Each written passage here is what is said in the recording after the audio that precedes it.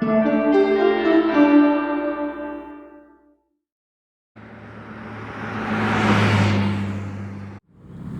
Yama peeps, Captain Leon here. Welcome back from winter. That's right, summertime's approaching here in the New York area. It's still a little bit chilly, but it's warm enough to prepare our Yamaha boat to get ready for the season. In this quick video, we're going to go over a couple of things. Of course, we have to remove the winter cover. We're going to put some bearing grease. We're going to lower the trailer down off of its blocks, and then we're going to take the time to service the engine. We want to put fresh spark plugs in, we want to change the oil, and we're going to go over how to do all of that.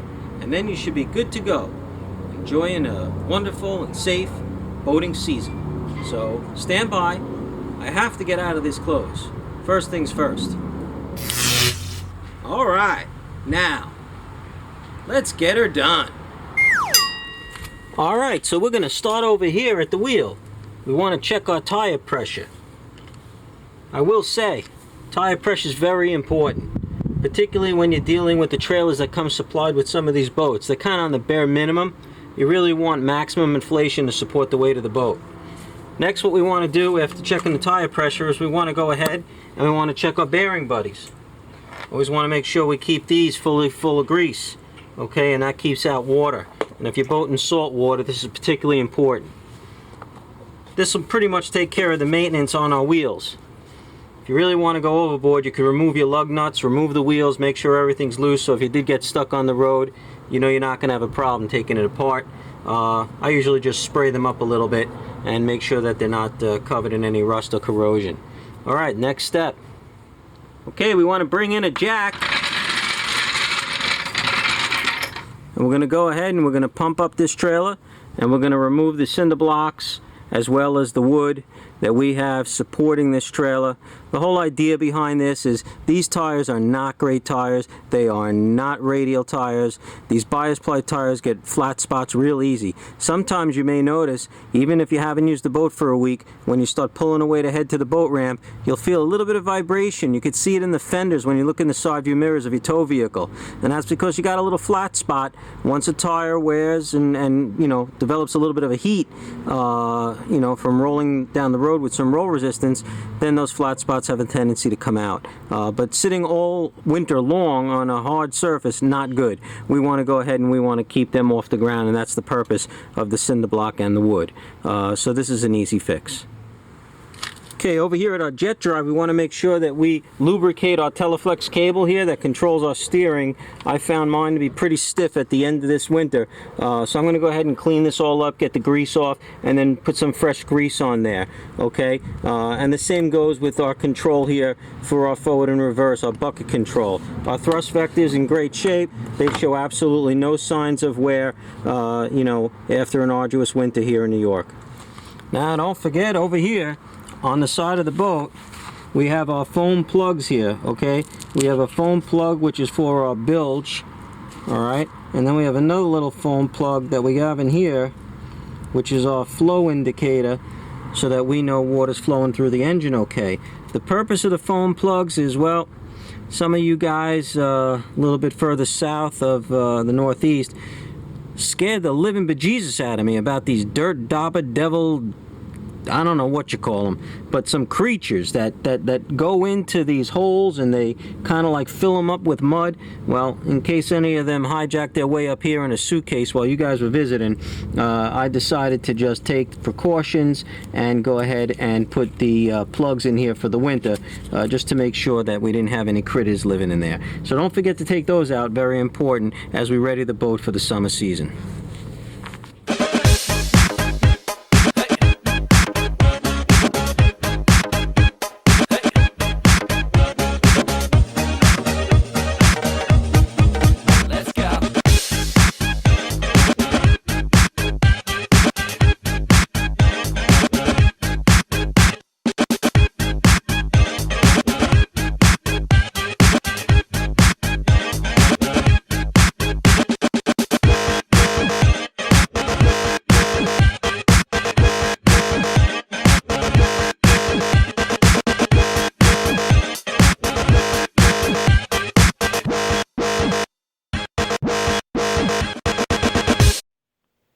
Alright, so now we're at the point we want to install our battery. before we do that. You know, you just want to always keep your battery maintained throughout the winter. This particular battery was sitting here on a battery tender, not to be confused with a trickle charger. This is a little different, and this will switch from charging to storage charging as needed. You also have to keep mindful of the levels of the fluid within the battery in these batteries that unfortunately do require maintenance. Periodically and very carefully, you want to pry up those caps and take a look at the water levels. There's 3 cells under each cap for a total of 6 cells.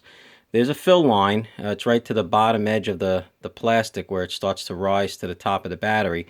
And if it's below that, you want to add some distilled water. All right, and that's something, unfortunately, I've had to do to this battery several times already. So our next battery will probably be maintenance free. All right, let's get this installed in the boat. Okay, we have the battery installed now. We got the black strap over here that keeps it secured and tight so it doesn't move around while we're underway. And all of our connections are made. Don't forget, on your negative terminal, you usually have an accessory wire that gets attached to the battery in addition to the primary negative. And you also want to make sure that you get this red cover here over the positive, just to make sure nothing rubs up against the positive and negative simultaneously while you're underway. That would be bad. Also, if your battery comes with a strap to help you carry it and it digs into your hands, a little pool noodle, or in this case this is a piece of pipe insulation, does wonders. This year we're going to be giving AmSoil synthetic marine engine oil a shot. Last year we tried Royal Purple. We found the synthetic to be a little bit better performing oil than the standard Yamalube. A few more hundred RPMs and a couple more miles per hour. Motor sounded a little smoother. So we're going to give this a shot this year, and we're using a OEM Yamaha oil filter. Some argue that's not great, but you know, it's what we want to keep going with, at least until I find something better. Now what you want to make sure you're prepared to have is your equipment. So this here is our oil extractor. This one's a little bit larger than what you need. Each ring on here represents 1 quart of oil. We're expecting to get a little bit more than 3 quarts out of this engine, maybe about 3 1/4. And you can see from our extractor hose, I have it marked off here with blue tape. That's from last year. That's just so I know how far to push that hose in. When you reach the very bottom of the dipstick, you know, hole where you're gonna suck the oil out of, there's a screen at the bottom, so I've been told, and you don't want to damage that screen by forcing that line in there too far. So the tape makes that pretty handy, and this extractor will pull the oil right out. All right, let's get to it. Okay, here we are, we're at the motor. We're getting ready to start the motor up for the first time of this season. You know, before you change the oil, you really need to warm it up. The warmer the oil is, the better it flows, and you want to be able to have it flow real smoothly so that our extractor pump has no problem getting the oil out. So we're going to start it up now. Again, it's the first time this motor is being started. It's been sitting all winter. You can tell by looking at it, it's well maintained. I really have a hard time determining that this motor is 4 years old. It looks just the way it did the day we brought it home from the dealer. So here we go, firing it up.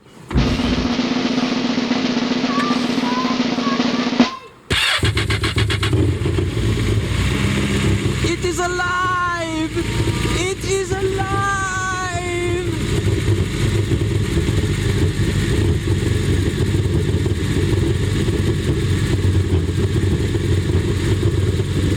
Wow, started right up. No problem, no hesitation, no nothing. Purring along, and we have our water now on.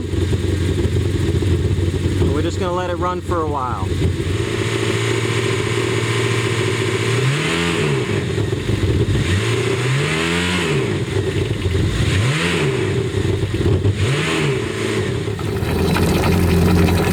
Okay, so we're here at the back of the boat, and we just want to take a look and see at our water flow. We have water coming out of actually 4 different places.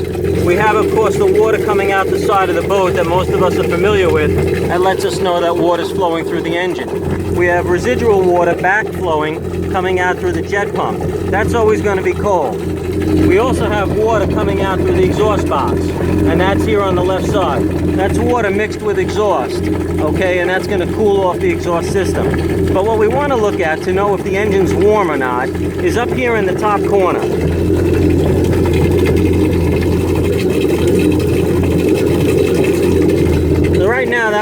just dribbling out. And the reason for that is the thermostat is still closed in the engine. As soon as the thermostat starts to open up a little bit, the motor gets warm and it wants a little bit of that cold water to start to flow toward the top of the motor. You'll see a steadier stream coming out through that opening. We're expecting that momentarily. So it's important that you be familiar with your rear end, well, of the boat. Here is our scupper valve behind this protective plate. So in fact, if we have water come over the bow and flow into the boat, and the boat has to drain itself, it's a self-bailing boat, water will come out the scupper valve. And over here we have the drain from the swim deck. Okay, when you lift up your hatch where your jet pump is, you're also going to have, in fact, water that can flow out through that hole there. That's pretty much what you have at the back of the boat here. Let's take a look and see if the water's starting to flow more out the thermostat.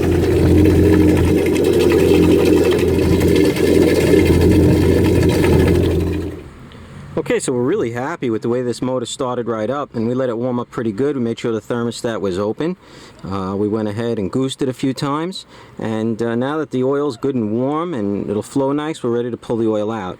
So we've pulled the dipstick out, okay, and now we want to go ahead and take our extractor tube and stick it in that hole. And you just want to kind of gently feed it in there. You'll feel some resistance as it moves along the inner walls of this tube. It's alright, and if you're not sure, just go in and out a little bit and get it down in there, and you'll feel it. You'll feel it when it hits dead bottom, but when it does, you don't want to force it, because like I said, allegedly there's a screen down in there and you don't want to damage that, and you know, we have it marked off here. If you want to get an idea of how far that is, I guess I can give you an exact measurement, but it seems to be about 18 inches. But you know, it'll vary, and you know, the thickness of your tube, it might slip right in.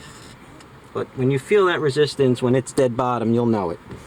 Alright, so now we're going to go ahead and begin the process of pulling the oil out.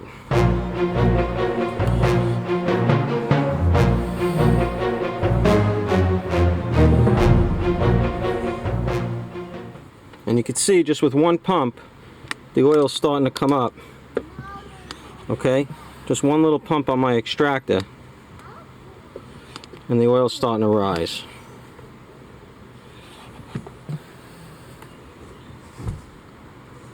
When we turn here, you can get an idea.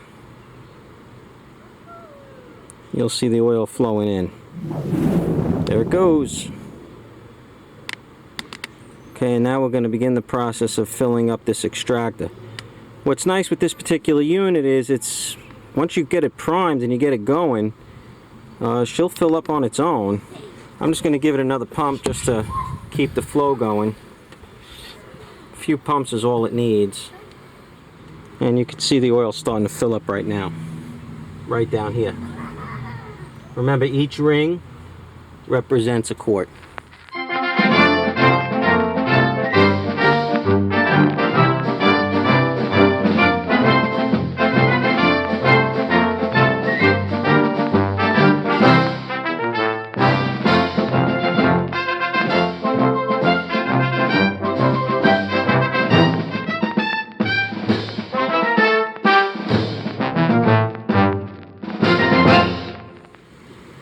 Alright, so as you can see, we've gotten pretty much a full 3 quarts out of this motor.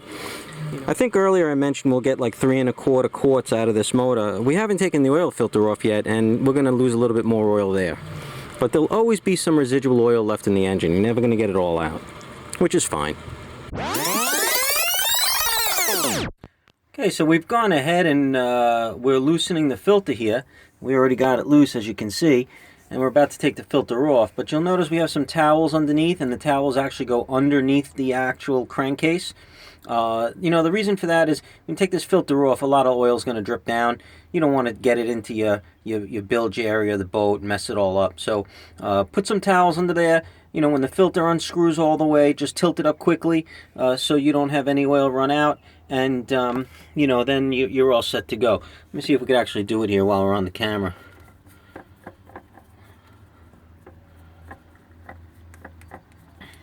So we got some oil coming out now, but you know, we got those towels there, and this filter's just about off. There we go. We just tilt it up quickly. Alright, whatever oil just dripped down. Not really a big deal. Alright, we're good to go. Now we're going to install the new filter. Okay, we've taken a little bit of oil on our finger and we rubbed it around the gasket, so once she tightens, she'll slip nicely. Okay, and you can see we're all cleaned up down here. We're ready to mount our filter.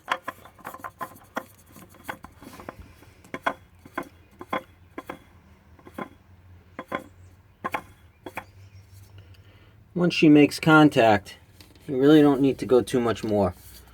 Otherwise you're going to have a real hard time getting the old filter off.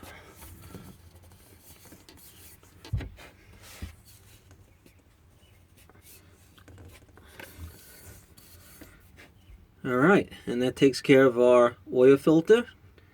Now we're going to fill it up with some oil. Okay, so we've gone ahead and put 3 quarts of 10W40 synthetic oil into this motor by AmSoil. We pulled out, well, 3 quarts of oil, plus there was a little bit more that was in the filter, so I think we're going to have to add about another 1/4 of a quart. But we're going to check the dipstick first. We're going to get an idea what we need. We'll start it up. We'll let it run for a while. Let the oil circulate its way throughout the engine, fill up the filter, and then we're going to recheck it again, and this way we can make sure we get an accurate reading.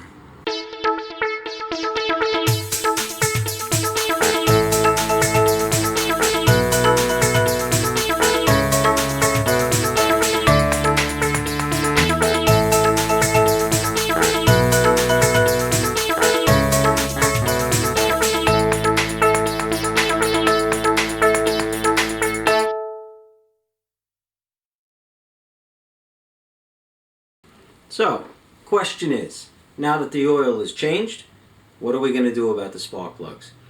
A couple of schools of thought here. Some folks believe, well, you know what, every year, change those spark plugs. Other people feel, change the spark plugs. Why am I changing the spark plugs? I got 20, 30, 40 hours on the boat. That's it? I'm changing the spark plugs? I mean, that would be like changing the spark plugs in your car every single month that you drive. Imagine that, once a month, you're going to change the spark plugs in your car. Who does that? Nobody does that. Look, I'm not trying to be funny. What do you mean funny? Funny how? How am I funny? Well, it's an interesting decision, but you know what? Here are some thoughts.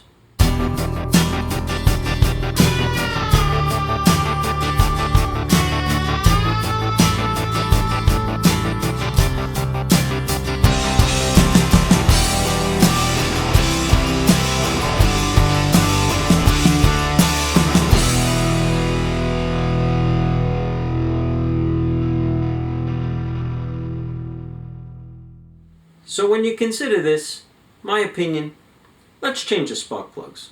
It's no big deal. Come on, let's go see how.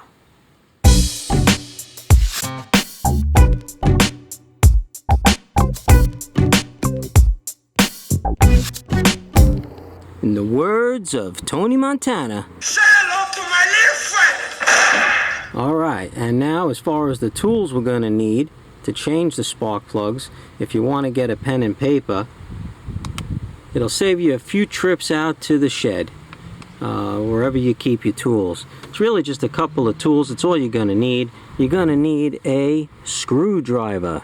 You're going to need a 10mm socket. You're going to need a 5/8 spark plug socket. You're going to need spark plugs. This boat calls for the LFR 6A. I believe most of the newer 1.8 liter Yamaha engines do. We have a feeler gauge here to check the gap. These plugs come pre-gapped. You really don't have to check the gap, but if you're so inclined, if you're a bit anal and you want to do it, according to the owner's manual, the required gap for the spark plugs is between 0.31 and 0.35 hundredths of an inch. You know what, I have it on 0.35 and we might give it a quick check. And then we have over here the anti-seize lubricant, which you're going to want to apply to the threads of the spark plugs as you screw them in. This way it'll ensure that when you go to take those plugs out next time you do it, whenever that may be, that they'll come out smooth and easy. So alright, let's get to it. Okay, so we're going to break this down into a couple of steps for you. The first step is you want to remove the engine cover. You'll see that there's just a standard slot. It's also got a Phillips slot screw on the top here, and there's one in the back. Okay, you just want to loosen them up and you want to pull them out. And of course, anything you take off, you want to be very careful that you don't drop them down below, and you want to put them in a safe place.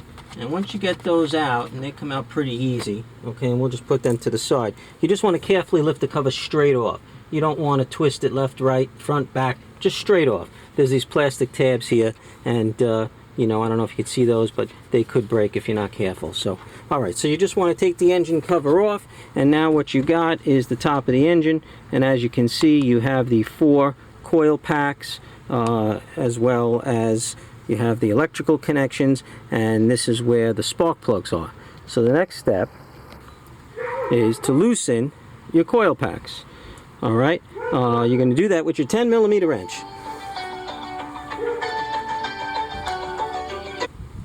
Hello? How you doing?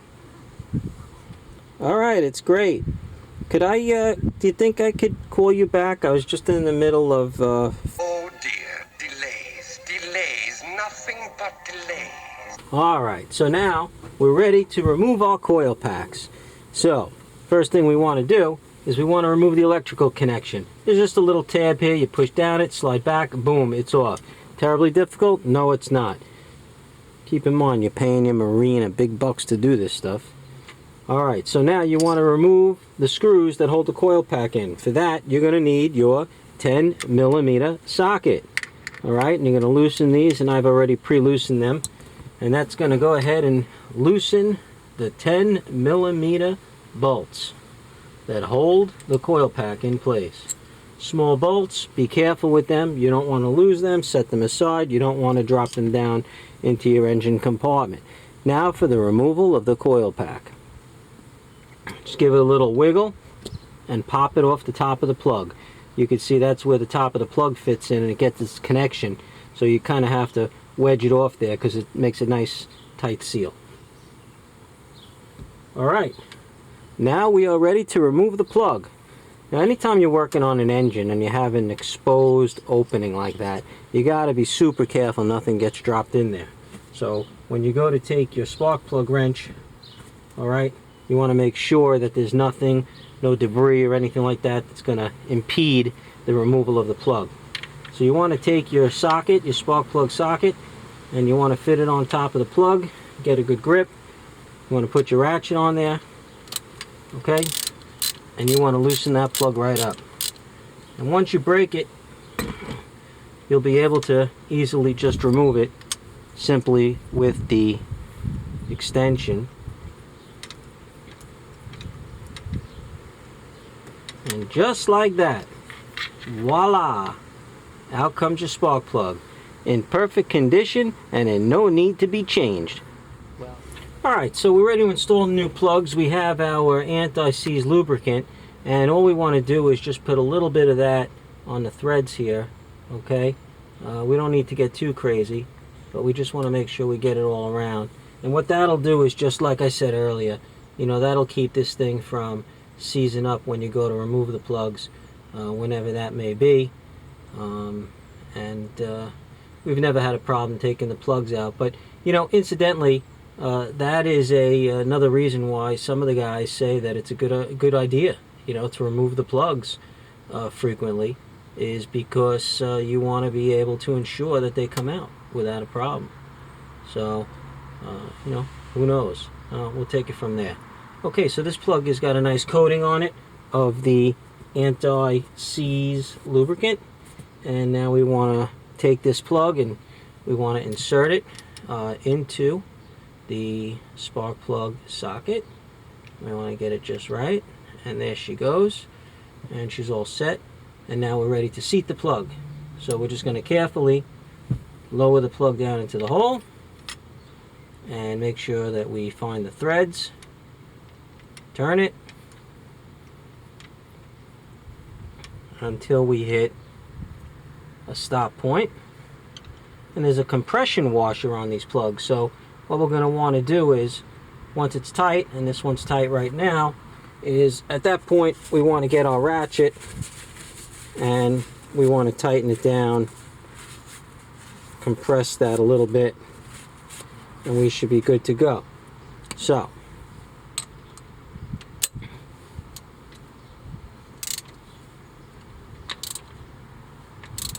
you don't want to kill it.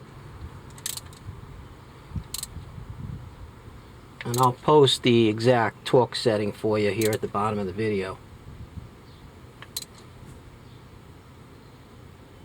And that's it. Just till she's compressed.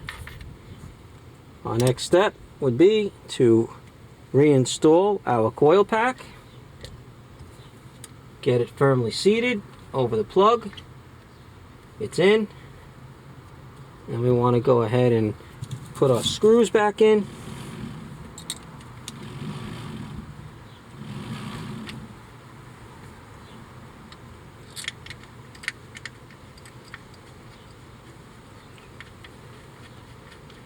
And again, same thing, tightening up the coil pack. It's definitely not something that you need to tighten too much. You know, a couple of foot-pounds.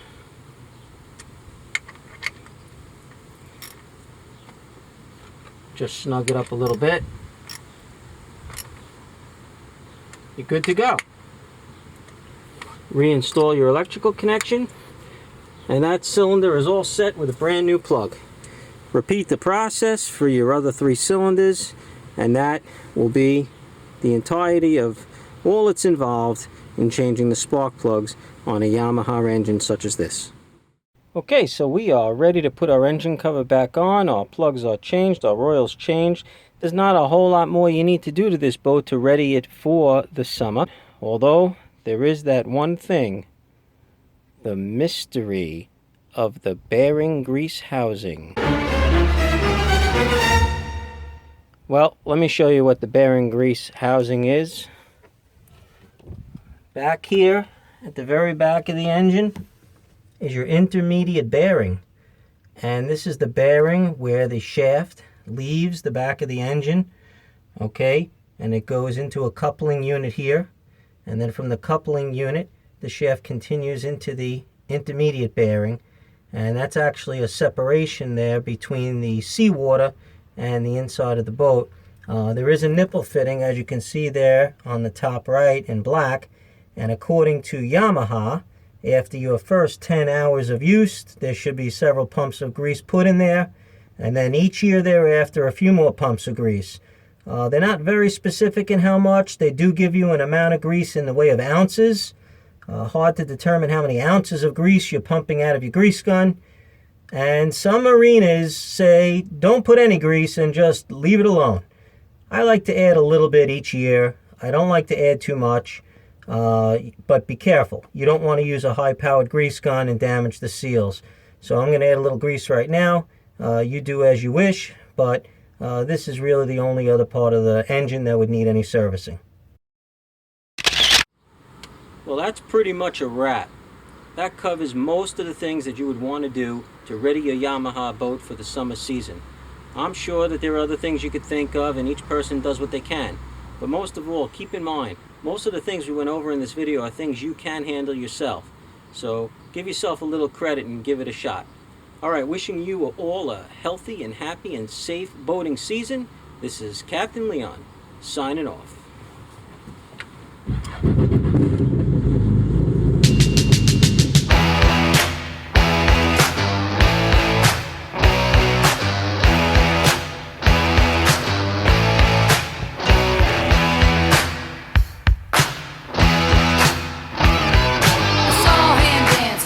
By the record machine, I knew he must have been about 17.